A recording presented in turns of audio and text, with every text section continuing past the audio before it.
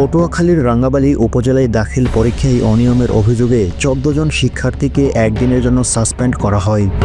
একই সঙ্গে দায়িত্ব অবহেলার অভিযোগে ৫ শিক্ষককে ৫০,০০০ টাকা জরিমানা করে ভ্রাম্যমাণ আদালত। বৃহস্পতিবার সকালে রাঙ্গাবালী হালিমা খাতুন মহিলা কলেজ কেন্দ্রে মাদ্রাসা শিক্ষার্থীদের গণিত পরীক্ষা চলাকালে এ ঘটনা ঘটে। উপজেলা প্রশাসন সূত্রে জানা যায়, পরীক্ষা চলাকালে পরীক্ষার্থীরা একই সেটের প্রশ্নপত্রের উত্তর দেওয়া শুরু করে। এ সময় দায়িত্বে থাকা শিক্ষকরা তেমন কোনো ব্যবস্থা নেননি। বিষয়টি নজরে আনেন কেন্দ্রের দায়িত্বপ্রাপ্ত কর্মকর্তা এবং উপজেলা আইসিটি অফিসার মাসুদুর রহমান। পরে উপজেলা নির্বাহী কর্মকর্তা ও নির্বাহী ম্যাজিস্ট্রেট ইকবাল হাসান ভ্রাম্যমাণ আদালত পরিচালনা করে শাস্তি প্রদান করেন।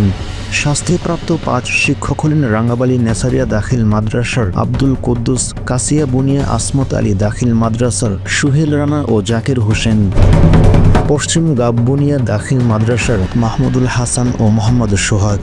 প্রতিজনকে ১০,০০০ টাকা করে মোট ৫০,০০০ টাকা জরিমানা করা হয়।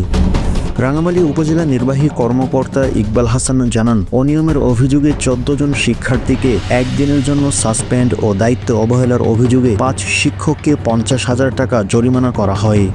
পরীক্ষার সুস্থ পরিবেশ বজায় রাখতে প্রতিটি কেন্দ্রে নজরদারি বৃদ্ধি করা হবে। দায়িত্ব পালনে কেউ অবহেলা করলে তার বিরুদ্ধে আইনগত ব্যবস্থা নেওয়া হবে। তিনি বলেন, আমাদের লক্ষ্য হচ্ছে নিরপেক্ষ ও নকলমুক্ত পরিবেশে পরীক্ষা সম্পন্ন করা। মোহাম্মদ পারভেজ হাওলাদার, পটুয়াখালী।